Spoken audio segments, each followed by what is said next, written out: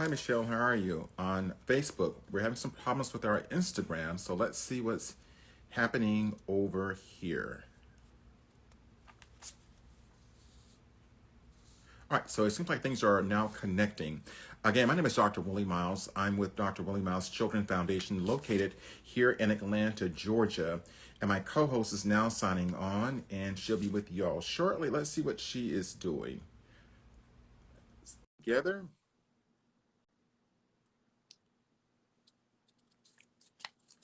Okay, everything is flowing. Hi, Jackie. How are you? Good evening, Dr. Miles. I'm well, and yourself? Hey, great. I was having some technical problems with our Instagram earlier, but thank goodness we're on live with everyone. So I'm very happy about that we are on and things are flowing quite well. I do want to our Instagram followers and our Facebook followers. And Jackie, I sort of like to introduce myself, and so I'm going to give you the opportunity to also introduce yourself. Good evening, everyone. I'm Jacqueline Hampton Clements, founder and creator of Valley of the Giants, curriculum, activities, and conversations about historically Black organizations and institutions. I'm also a principal here in sunny South Florida.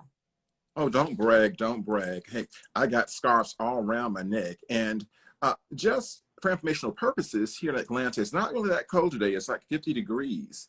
And it's going to get colder tonight, and tomorrow will get colder. But of course, in Atlanta, it's always very, very cold. I mean, so the weekend would probably drop down to the 30s.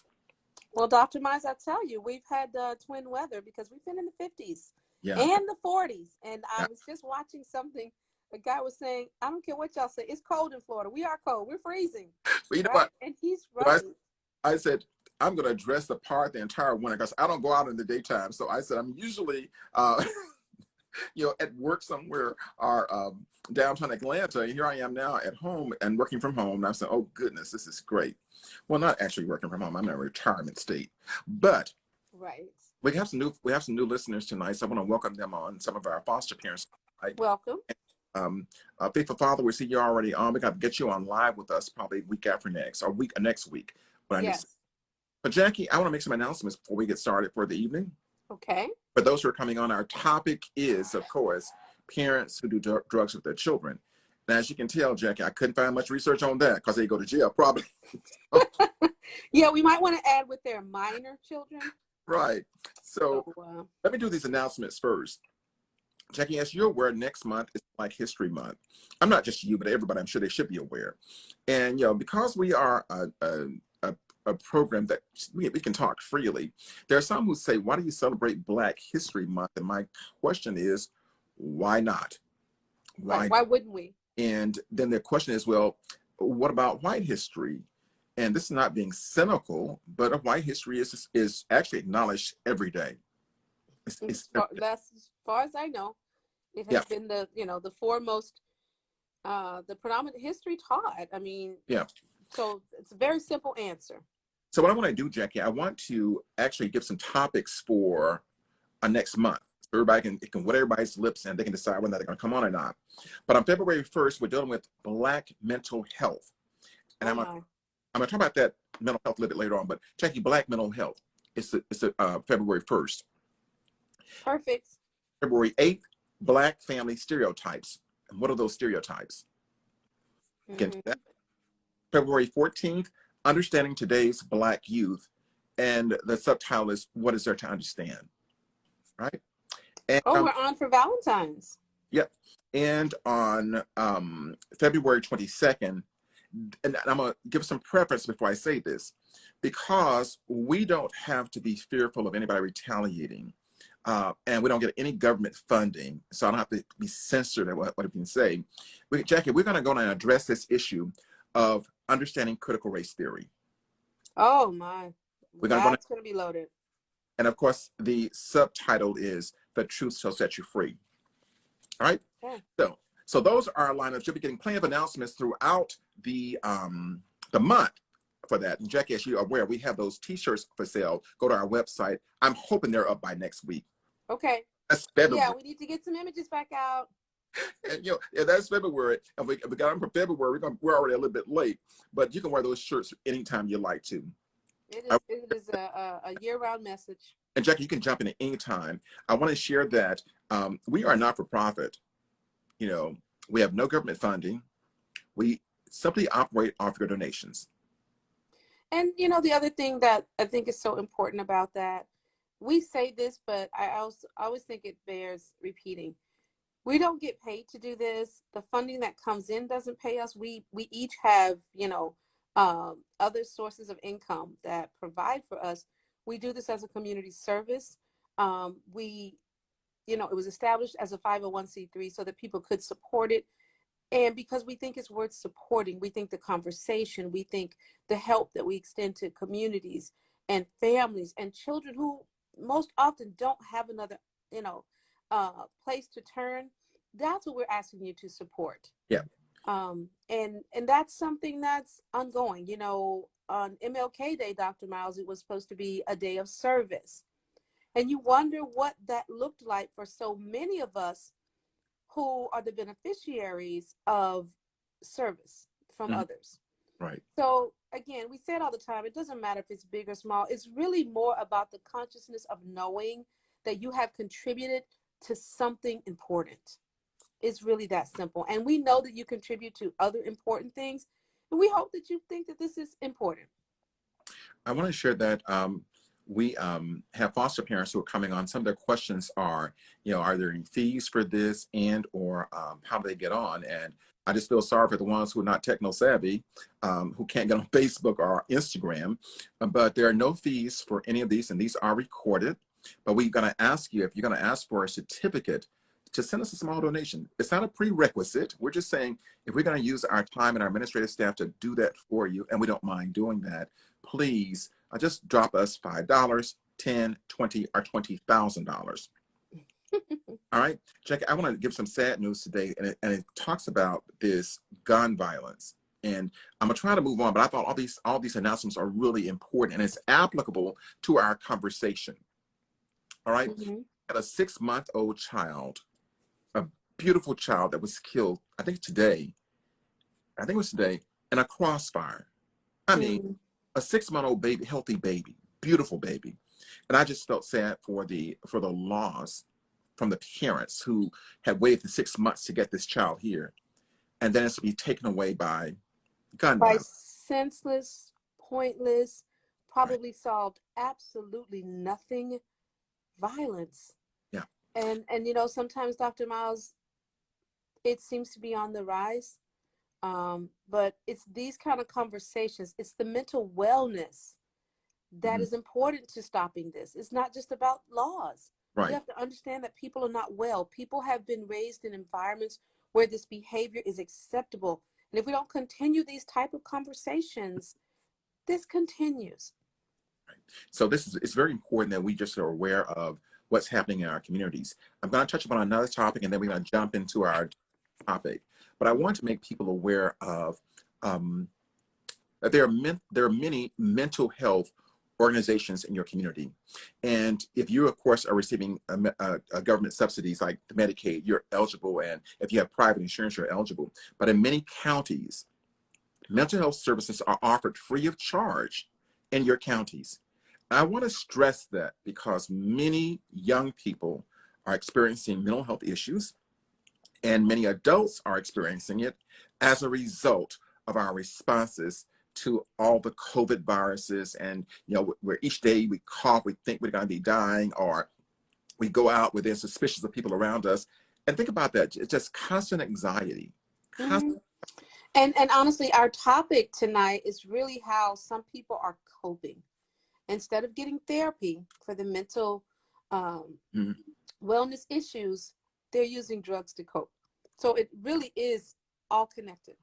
Well, I'm telling you, some of these folks were using drugs before the pandemic.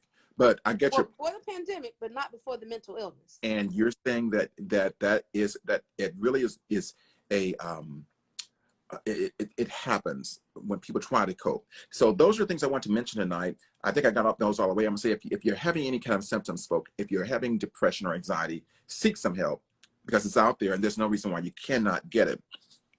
All right, so let's jump into our topic for tonight. Parents who do drugs with their children. You know, Jackie, that was kind of a loaded one. And as we try to do the research on it, there was not very much on parents who do drugs with their children, but Right. there is information on parents who use drugs and how it impacts their children using drugs. So we'll talk about that tonight. But as usual, Jack, we like to always start off with just a foundation, and that Right. is the data. Okay. Right? Let's do some numbers. 30 million Americans currently struggle with substance abuse or alcoholism. Okay. So 30. again, Go on, I'm sorry. I want to make sure we talk about it. Yeah. right. So that is letting us know. Well, again, the topic is parents who do drugs with their children. So that's kind of a foundational pool there. 30 million Americans are struggling with substance abuse or alcoholism. You know what's interesting, Jack? Last week our topic was on teens who use drug, right? And Right. it's amazing that we kind of separate this out to deal with now the adults who are using. Yeah, but I keep hearing these numbers. I hear it for the young people, and I hear it for the adults. And you begin to ask the question, what is happening in our society that is pushing this? Yeah, and there are quite a few factors. We're not promoting overall wellness. Social media is sharing things that are not healthy, but people don't always know that. The power of marketing has always been a factor. It is very much a part of a capitalistic society. And what that means is whatever they market to people, they buy, you know. So you're adding that to the fact that more than 48 million Americans over the age of 12 have used marijuana in the last year. For this data, marijuana is often a gateway product. Go ahead. Yeah, I was saying, and that number was from last year, unlike the 2019. And so we know numbers have increased, right? Of course, especially, when the pandemic really hit in 2020. But also, I think part of it, Jackie, is also the opioid crisis. Right. The opioid crisis took the world by storm, but certainly America, because of how it was introduced, because it was a prescribed thing, because it was given to people by their doctors initially, and then just was highly addictive. Jack, when you start looking at race, when you start looking at drugs and race, and I don't claim to be an expert on this, but when you start looking at the opioid, it's like it was affecting more whites than blacks. And because of the source. Yeah, and we started seeing more children come into foster care because of that. Right. But just to talk about what is happening, part of it is that, and you kind of hit up on it, is that our society has normalized certain drug usage.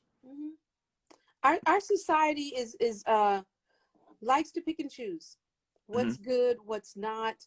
And, unfortunately, it is kind of ingrained in the culture. And of course, that doesn't mean it can't be changed, but education is the way to change it. And education is under attack. So, all of these are factors that lead to parents doing drugs with their children, because the parents are already doing drugs. The children are already seeing the parents. And this is something, Dr. Miles, that, we've talked about. Right. Parents don't realize that even a 2-year-old has a certain level of understanding, but more importantly, what they see regularly becomes normalized. Exactly. So a 2-year-old who sees this all the time, I don't know what you're putting in your mouth, but I see you do it all the time. As I get older, that is normal. Right. It's something that I've been around since before I understood what I was around. So we can't then be surprised if they turn to these same things when they're older. Well, and it's not just, Jackie, it's kind of interesting. We talk about whether we're surprised because it has become norm. So it's sort of expected, because you have to also look at parental values. So as a parent, if I don't think that marijuana is a true drug, are you with me? So I'm very much with you. If my child smokes it, I ain't freaking out, because guess what?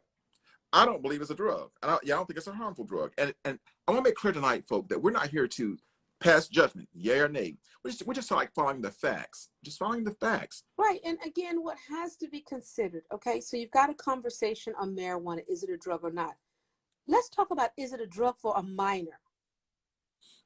Is it, does it produce produce a biological reaction in an underage child, But right? it's good. Is it a drug for a minor that is pushed by the parents? An adult. Yeah, and check it. Because for whatever reason, we want to push the idea that it's not a drug, i.e. it's not harmful. Well, parents would argue and say, well, listen, guess what? I give them other drugs, but the difference in those other drugs is that those other drugs are what? Legal. Legal, and they're not, They're, mind inducing, and they don't affect, thought process but and check it. other things. That's correct. They do that, but guess what? The key word is that they're legal. And so what parents... You mean drugs that are given for certain behavior Right, to exactly. children. Okay. Right. So I'm talking about, our topic is parents who do drugs to the children. And you and I both know not much data on that. So what we're looking at the data. We're looking at how drugs affect parents, how drugs affect families. Is it normalized? And then I'm not going to ask the question about, is it okay for parents to do drugs to their children? But we're talking about when parents do drugs to their children. Exactly. I was about to say the same thing. We're definitely talking about minor children. I don't want anyone jumping up and down saying, I'm 64 and my child's 34. And if we want to do it, no, that's not the conversation. I want to ask you a question, though. Not a question, just throughout to our audience. And I like their input.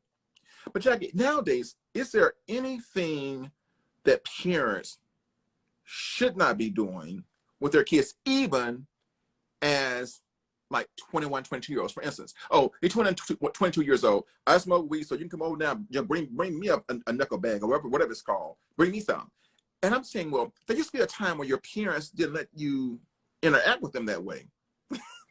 Right. There used to be a time when parents separated adult behavior, from their children. And they kept at any age. But again, I think, society has changed tremendously in that way. Unfortunately, again, they're not only doing it with the 21 and 22-year-olds. I see, parents treating 6-year-olds. I'll tell you something else that's shocking. I don't know if the laws changed.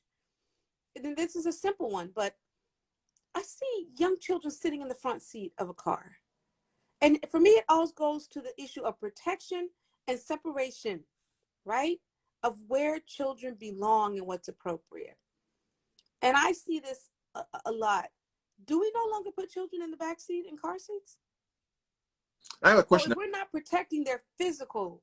Now, I don't have any small children. I'm going to ask you a question now. So are you saying that just an observation is you see parents putting their children in car seats in the front seat? Putting them in car seats. Oh, not putting them in car seats on the front seat. The kids are sitting in the front seat. Okay. Well, that's another topic we're going to deal with, and that is protecting your children when driving. Protecting them, yes, when driving, but the mentality of a parent who doesn't separate the child or put the child in a safety position. Yes. So I think, perhaps a stretch, but it's just that same mindset where we're not putting children, maybe what the old people would say, in a child's place. And so when we're talking about doing drugs with them, to me, it's the same behavior and same mindset. Things that I would not have done with my children maybe 10, 20 years ago. And again, my minor children, all of a sudden, it's okay. But what's interesting, Jackie, is that, the law is very clear. The law is very clear on what is child abuse. Right. The law is very clear. And where I gotta be real careful with this, but as practitioners, we know stuff that exists. There are parents who children are in counseling. We don't know for a fact. There's suspicion that, guess what? The child does drugs. The parents are drug addicts. For an example, let me see a brief example. Mom and dad were addicts for years. Children grow up. Older child took care of the younger children. Right. For years. Common scenario. And now the oldest child now is 16, using drugs. In some ways, it's kind of presented as a rites of passage. As a, if you're doing adult, things by taking care of younger people, then this is part of being an adult. And again, that's part of the conversation. We're normalizing this. Right. Okay. In doing so, we are not discussing even the mental wellness of the adults who are using the drugs. And that's not to say that every Right. adult that uses it is not well. We Right. do know that there are people who function quite well and let's say using whatever responsibly, if we can use that term. But that is not a person who decides then to turn around and give, illegal substances to a child. Some of the response is, ready? Well, I prefer him to do it, or him or her to do it in the house versus have to go out there and sneak and get it and get arrested. So I just prefer to get it for them, and I know they're safe. Well, I think we need to ask the question, are they mentally safe? Are they going to grow up and be capable of making decisions and be balanced when we already have them escaping their mental faculties with drugs, right? You know, and check it, we're not here passing judgment. That is not our intent. Our intent is to make people aware and to educate. But check it, there are And the some. intent is also to ask the questions that everyone gets to answer for themselves. It's just, I think our point is at least think about it. Don't do it blindly. Ask yourself those questions before you make whatever decision you're going to make. And And, ask yourself the questions about what's best for your child. and the fact is, you can argue all you want to about the validity of using drugs as for medicinal purposes. I get it. You and I both get that, right? We understand. What does not, we understand why it happens. Yeah, I'm cautious about how I say things. Right. Is for the parent to say it's okay to do weed because ready for this one, because weed don't affect you. My question is, but don't, why are you using it? I love that. If it has no effect, If it doesn't why? affect, What? Right. if it doesn't affect your brain, Then why are you using it? Right. What they mean to say is negative, but again, we're not looking at cognitive development, brain maturity. It has an effect, obviously, right? and so yeah. So Jack, when you ask young people today, why are you using weed? And everybody these days bipolar. Everybody, especially Everyone's bipolar. most marijuana users, they're bipolar. So we're going to use that. They're going to use that weed for medicinal purposes. But no medical practitioner, I'm sorry, has diagnosed you as bipolar. Right. Right. The Let's start there. and the parents have told you there's no effect on your brain, so just use it. Right. That's where it's dangerous. Obviously, like you said, there is an effect. That's why you use it. You want the effect that it's giving you. We just need parents to ask the hard questions about, is this a good choice?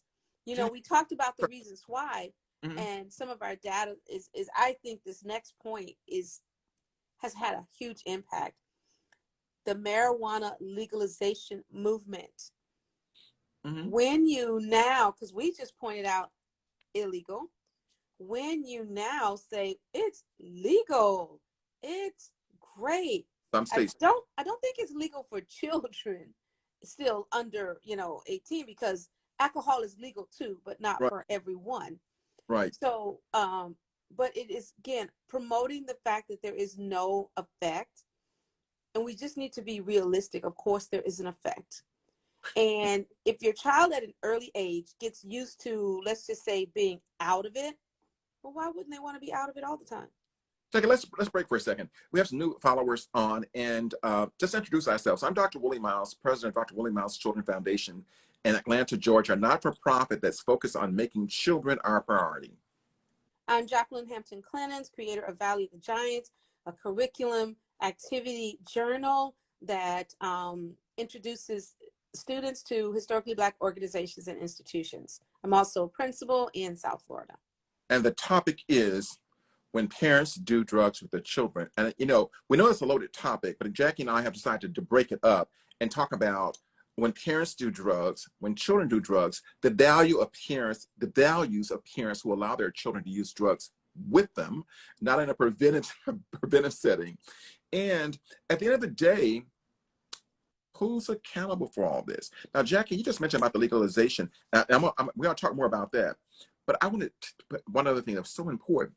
How about children, Jackie, who are gay, are non-binary, are more apt to use marijuana? and other Mm. Well, I think when we introduce or we kind of accept marijuana, I'm just going to use the term as an escape, mm-hmm. as a relaxation, as a de-stressor, and we're dealing with children, you know, with identity issues or concerns and the need to escape. For Right. me, it's just very obvious that when we try to run from things using drugs and or alcohol, how is it ever positive? Yeah, Jackie, we call that in therapy, we call that avoidance behavior. We don't call it coping. And we say avoidance behavior is things that you do to avoid dealing with situations. And when you finish that weed or when you finish that alcohol, guess what? You got the same problem and it's worse. It's magnified. Right, That- right. so And people are often confused because they get, again, attached to the, you know, feeling of not dealing with it, so that when they have to come back and deal with it, because of course it wears off, you right. know, you really create addictive behaviors. And Exactly. again, that's a concern in them using it. It's one thing to use it, it's another to understand that you can create addictive behaviors. And those are a lot more difficult to reverse.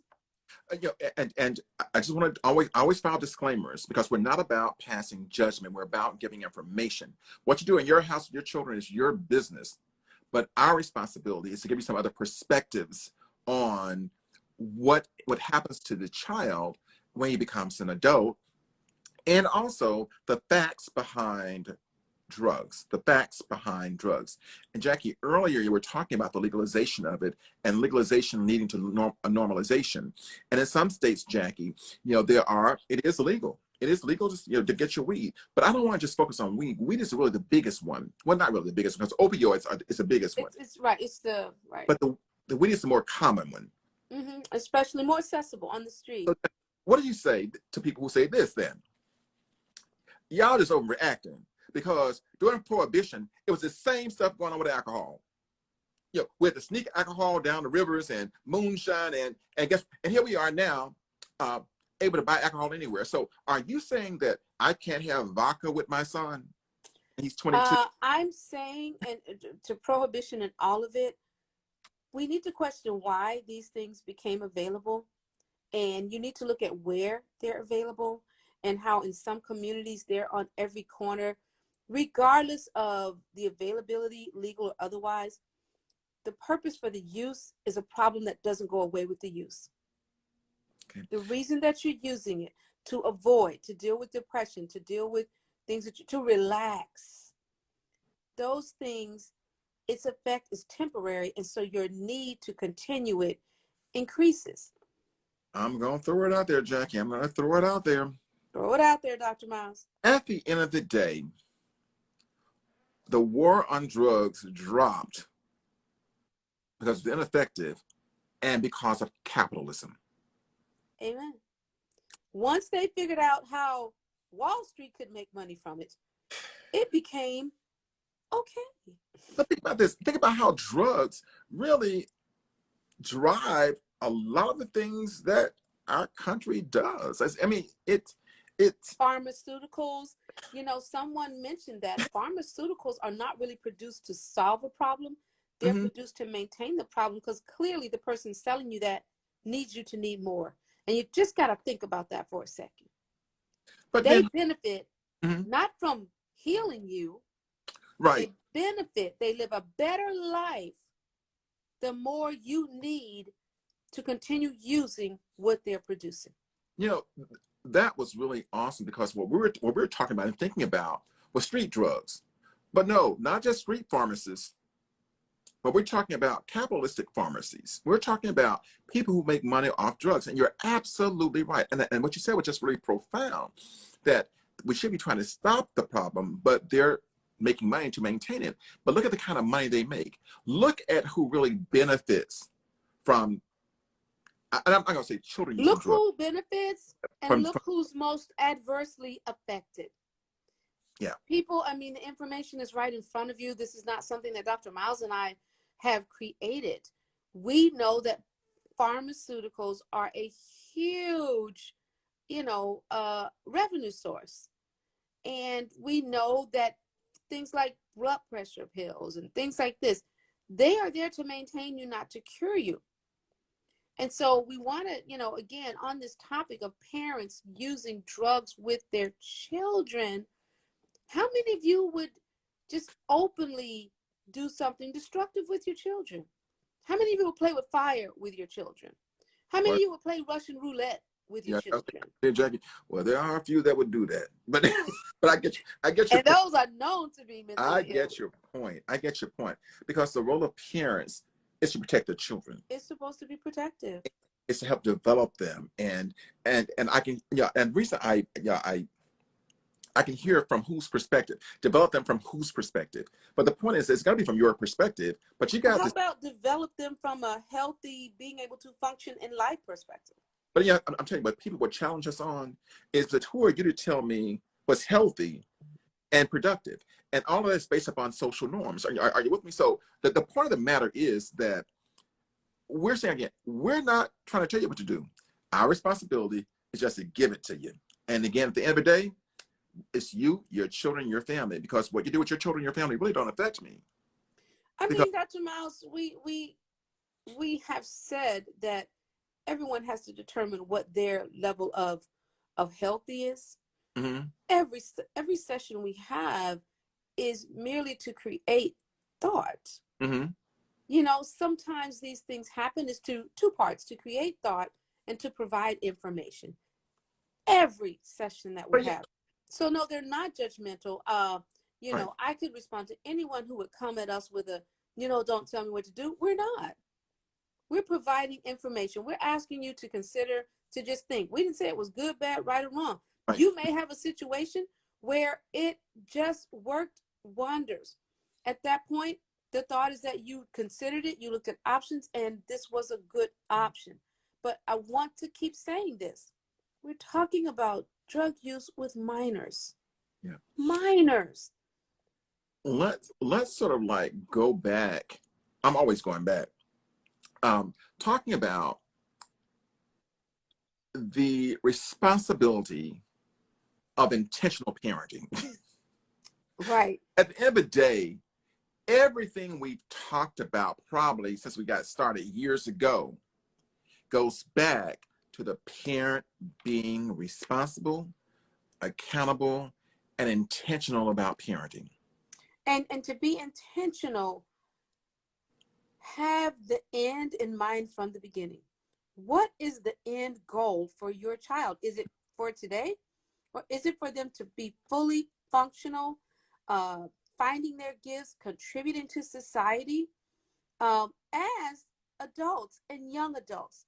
And do the actions you take, does the behavior you demonstrate support the wellness that you want for your child?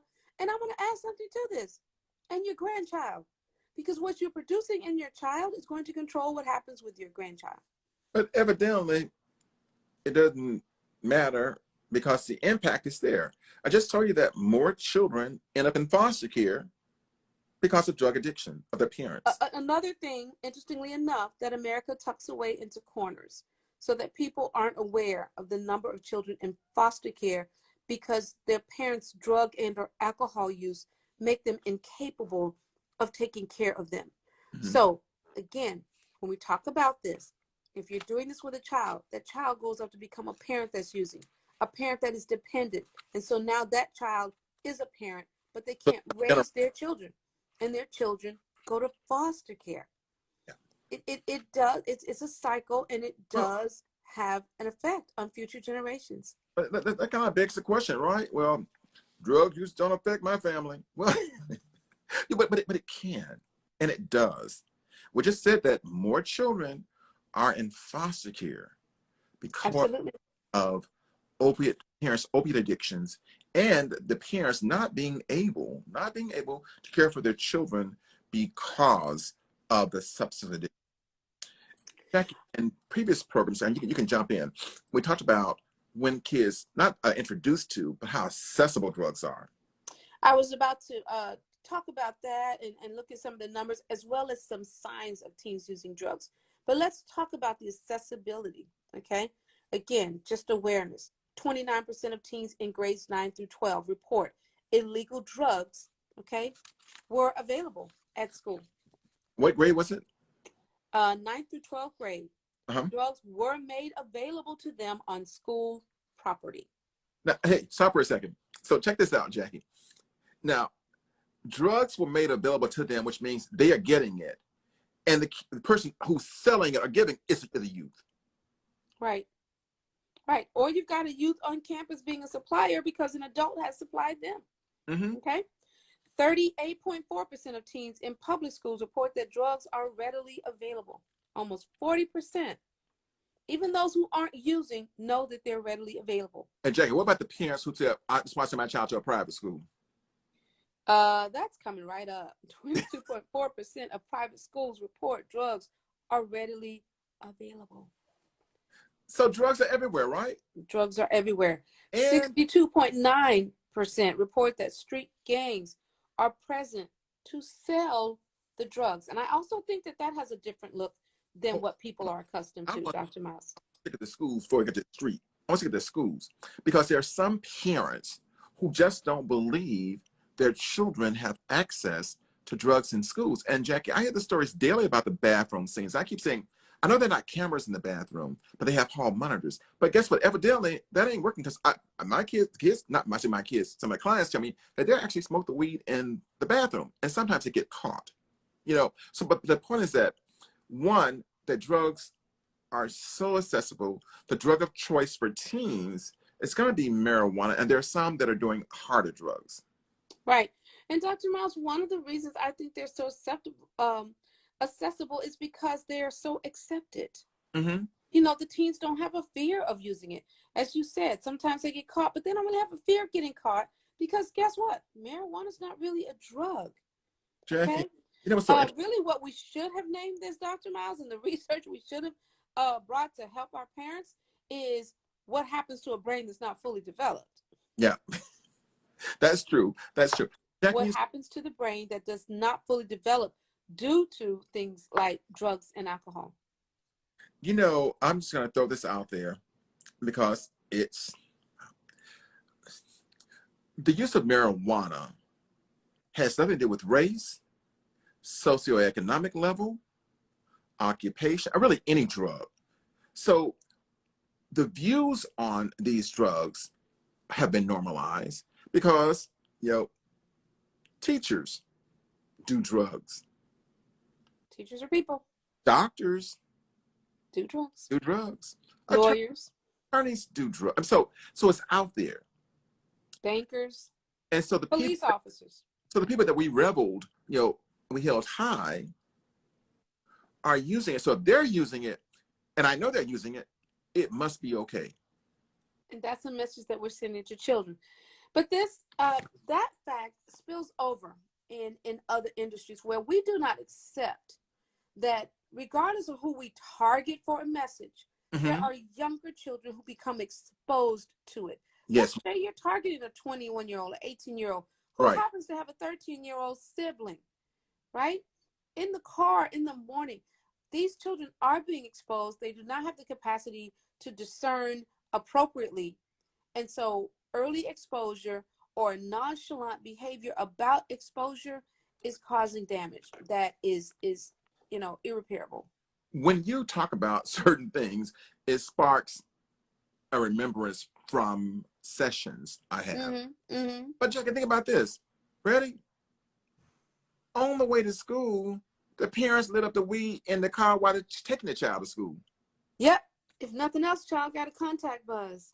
I'm just saying, okay, I got to stop acting surprised. But Dr. Mouse, the worst part about that, I'm not really surprised. It's just I'm trying to figure out, what are they thinking?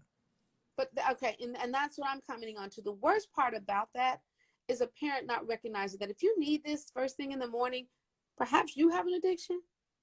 Like if you can't wait until your minor child is out of the car, if you care more about and need that feeling more than you need to protect that child, just on the ride to school, we're talking addictive behavior. Or you are a narcissistic parent who only cares about yourself and not about how what you do affects the child and the dog in the car. Right. So you tell yourself and you allow yourself to believe that it doesn't matter, but it matters tremendously. I just, it goes back also to accountability and self-responsibility. Are you with me? And Totally. we're not trying to be so deep. We're not trying to be so deep and clinical. I'm talking about whatever I do as an adult, I'm going to keep it in the adult's purview. Are you with me? Absolutely. I'm not going to engage my child in that because I have a right to hurt myself, but I don't have a right to hurt another being, a human being. And I want to switch that a little bit. Do we have the right to adversely affect the proper development of minors? Do we have that right? Mm-hmm. Right? If I decided that eating wasn't good for you, do I have the right to not feed you? Mm-hmm. Do we have the right to adversely affect the development of a minor? And I think the answer is no. We have a responsibility to make sure that their development is not adversely affected. And if we are not willing to acknowledge that drugs are brain altering, mind, thought, and behavior altering, then we're just not being honest and realistic with ourselves. I kind of say when we get to the thing about looking at the signs of teens using drugs, I say all they gotta do is look at you. Amen. All they gotta look at you, because guess what? The signs are blaring. I mean, they're blaring. They are. You can talk about signs of teenagers using drugs. Signs that your teen might be using marijuana include if they begin to act differently for no apparent reason, are more irritable, have lost interest in their usual activities, have trouble with their memory, or come home with red eyes and or increased appetite, also referred to as the munchies. These are real characteristics, guys. This is not something to think that they mean it lightly or that it's going to be so blaring. These can be very subtle changes in your child, right. But they are still signs that they may be using marijuana. Parents sometimes feel that it's best to keep smoke drugs in the house or have sex in the home so that they won't be caught arrested out of the home. You really have to stop and think about it. If it's something they could get arrested for out of the home, should they be doing it in their home? Well, they can is that aiding and abetting? That's my question. Well, if they can be arrested for doing it outside the home, it's child abuse inside the home. Okay, because that's what I'm like. Is that not aiding and abetting a minor? So again, contributing to the delinquency of a minor. The thing about it is that when we come to families using drugs, and when I say families, I'm talking about adults and minors. But the law, it's just a law. The law is that's considered child abuse. Child abuse. Now, you can see it any way you want to see it, but that's what the law sees it as. Now, part two to that is that you're going to be responsible for, Jackie mentioned children and children's children, which is generational kinds of stuff. So what kind of legacy are you leading for your children other than my mom and dad were both cool, they both smoked pot, and our house was a pot house? Are you with me? I'm with you totally. And again, listening to you, it makes me think of the question, what things, are you preparing that child for? On the list of things that you would, let's say, put, down as safety, is marijuana use one of them? I mean, do you list that as something that's protective and helpful to the child? Right. Are we doing it in secret? Is it something that you're willing to, share at school? Well, by the way, adults and children use marijuana at my home. Well, there are some who have Yeah, there have been reports on television here about they have drug parties, minors from high schools and kids, hundreds of kids in the house, police comes and raids and so forth. And some adult knew that. Some adult knows that. And some adult simply says, oh, guess what? My parents were so restrictive of me when I was young. I ain't going to be that way with my children. So Right. I'm going to let my children do things that my parents didn't let me do. Yep. Still reliving their own childhood instead of and replacing it for their children's. And I just say, look at you. Look at you. And I say, look at you and break the pattern. Mm-hmm. You know what's healthy and what's not healthy. Everything that we came up with is not healthy. We need to be strong enough to say, I don't want to continue this in my children. So the question is there a connection? Look, I laugh because I think we've answered this. I love it. We have. Is there a connection between parents using drugs and their children using drugs? Also, are parents who let their minor children openly use drugs and have sex in the home being irresponsible? And I want to ask, are they being abusive? It is, according to law, abusive law, it is.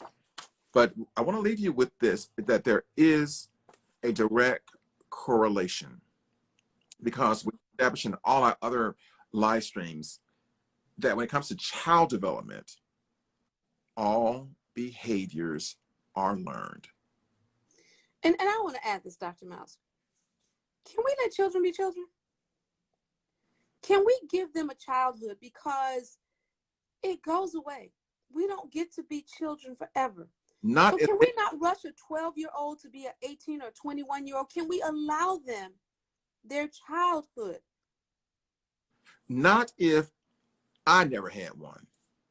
Because what I'm allowing them to do is what I was allowed to do. And the idea that we do better each generation, is that not something that people are familiar with? That every generation should do better than the generation that precedes it. The old saying is, Jackie, if I know better, I do better. And the reality is, guess what? And you talk about this often. They don't know better because they're not reading. They're not looking at all the substance. They're not looking at the child development piece. They're not looking at any of those pieces. Are you with me? They're not looking at any of that. So the saying is that they're winging it. They're raising children on a wing and a prayer. I wonder how many of them do their jobs the same way. Well, probably. How many of them do their jobs the same way, on a wing and a prayer, just kind of winging it? You're probably right, because hey, if you're getting high with your kids, maybe you're going to work high. The thing about it is that I really do think, I'm giving them the benefit of the doubt. I think that some of those parents who do that really think they're being a good parent who relates to their children, and they don't want to be they don't want to be viewed as being punitive, rigid, and restrictive. So the opposite of all of that is what? Too much freedom. Freedom. Too much freedom. Exactly. And too little parental role. That's the key right there, Jackie, though. I think that people do not want to accept the parent's role. Check it. Okay? That is key, and you bring that up in every one of our sessions. I keep saying, what you keep talking about that for? But the issue is, that's really the underlying. Right. Parental responsibility, parental coaching, parental guidance. But as we also said, Jackie, that parents oftentimes wait too late, because we know that those major behaviors are set by age 3. The child's character, his personality is set by age 3. So if you're trying to develop personality at 13, hey, you're like 10 years late. Right. And I do keep saying this. If a friend is going to be a friend, and a dealer is going to be a dealer, and a teacher is going to be a teacher, and then a parent is going to be a dealer, or a parent is going to be a friend, who is going to step in to be the parent? Right. They are different roles. They have different responsibilities. Who is going to be the parent while you're being the friend and the supplier? Mm-hmm. who's going to parent that child? Because to parent, you know, it's like driving a vehicle. You have to have clear sight. You have to have lookout. You have to look out for things that are coming for you in your car. Right. You have to be protective. You can't do that if you're down there with them. Check it. You know, we have a few more minutes, but I just want to like do a little role play. You know, in therapy we do role playing, right? So, check it. Can you imagine what your life would be like if your parents were substance addicted? Wow. And this is for everybody, all the listeners and viewers on IG and on Facebook. What would your life be like? And some of y'all saying my parents were. If they were, just share it with us. What would your life be like now, you think, if your parents were both substance addicted for most of your young life? I have one response, Dr. Miles. Mm-hmm. A flip roles. You've got a child who's taking on responsibility that they shouldn't, while the adult has released it. Right. So you've got a child that is forced to grow up and be their own parent. Right. And therefore look out for themselves. And we know that there's a lot of that out there. Yeah, I take a look at this, and I'm gonna go from the emotional. I'd be an emotional wreck, full of fear. Not I'll be I'm talking about an adult now. I'm thinking for parents who were addicted, I would be an adult who'd be fearful. I would have anxiety. I would be not knowing what's going to happen tomorrow. Paranoid. I would be on Paranoid. drugs. Yeah. I would be taking drugs to alleviate all these symptoms. And guess what? That parent is also more focused on themselves in that state. And you don't have the capacity to focus on the well-being of the child while you're trying to cover you. Right. Let alone while you're relieved of your senses. Well, Jackie, I tell you something. You know, you're working me too hard, first of all. You know, we used to take breaks between these series. You know, every 4 weeks we go on a break. That's right. And we're hopping right into February. But we've been pushing this since last year, every week, which means that we must see some urgency in what we're doing. Well, it's out there. You know, COVID and its extended impact, it's out there. It was out there before. It's now, you know, more acute, more intense, spreading. Maybe people who had never dealt with these issues before are now dealing with them. There are still people who, you know, children aren't leaving home to go to school. There's breaks that they're not getting. Maybe they used to do it while the child was in school. Now the child's home is just going to have to be exposed. You know, lots of different situations. Well, I tell you, Jackie, we're actually filling this stuff everywhere. I mean, and not only are we filling it everywhere, but we're seeing the impact. We're talking about parents who do drugs with their children, but we're now into the mental health piece. That we're seeing this, Jackie, all around when it comes to children and the virtual learning, and more our kids are getting apathy. I'm treating more of them for anxiety. I'm treating more, Jackie, for depression. And I'm treating more for oppositional defiance. And it's all a result of, part of it is parenting, but the other part is not understanding their role, not understanding where they are in this world, and not understanding where not accepting their role. Yeah. Not accepting that as a parent, you have a responsibility, and you can't always be, you know, just the friend and just the best friend. You have to be that person that is looking out, and you need all of your faculties to do that. So, Jackie, we're going to call out a few people who are on with us tonight for the first time. Corey is one of my students from Georgia Military College. He's on, and I know Faithful Father's on with us every week. Faithful Father is going to be part of our team. Also, and is Jacoby, is that person from Fort Lauderdale? I think I know who that is. Jacoby's my godson. He's from Fort Lauderdale. Exactly. I thought so. Also, Betty Early is on, and Robert Humphrey from Fort Lauderdale. Used to be from Fort Lauderdale is on. And I saw some new guests on. So I'm not going to call all names like I'm winning the Emmy Award or something like that. But I want to acknowledge our viewers, and of course our faithful viewers who are always on with us. We appreciate you. We realize you don't have to be here with us. We realize that. So at this point, Jackie, we're going to sort of like bring this to closure. But Jackie, I want to give you the opportunity to sort of like close us out. Well, thank you, Dr. Miles. I want to say from a professional standpoint, we see a lot of children who need parents. And some of these children have parents at home, and they need parents. They don't need bodyguards. They don't need somebody just put a spoon in their mouth. They need parents. That means conversations, you designing what wellness looks like for them and making sure they get it. Wellness is not just the absence of drugs. Is, are they getting out for physical play? Are they developing? Are you focusing on what's important with education? So as a practitioner, our topic tonight is just like all the others. Are you an intentional parent? Are you a well educated? And I don't mean, you know, school education, but are you educated as a parent? Are you doing the research? And then are you helping other parents do that? Because we always advocate, don't just get the information for yourself, share it with others. Jackie, that was a great wrap up. Great wrap up. Again, folks, we're going to see you next week, same time, same place. Don't forget, please make some donations to us. It'll help us do a much better job than we're doing. I think we're doing an excellent job as we are. We're working on it. But we got to get Jackie a camera down there in Fort Lauderdale.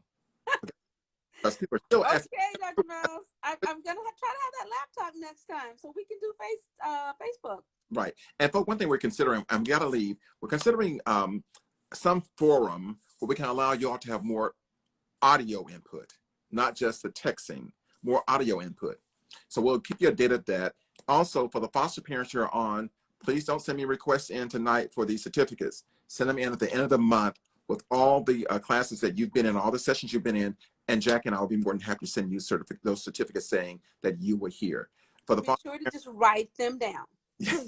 For the foster parents, we honor you because you're definitely angels in those children's lives that you are. Mm-hmm. So Jackie, guess what? Yes, sir. It's that time. It's time to wrap this evening up. Hey, this is Dr. Willie Miles, Jackie Clemens out of Western Florida.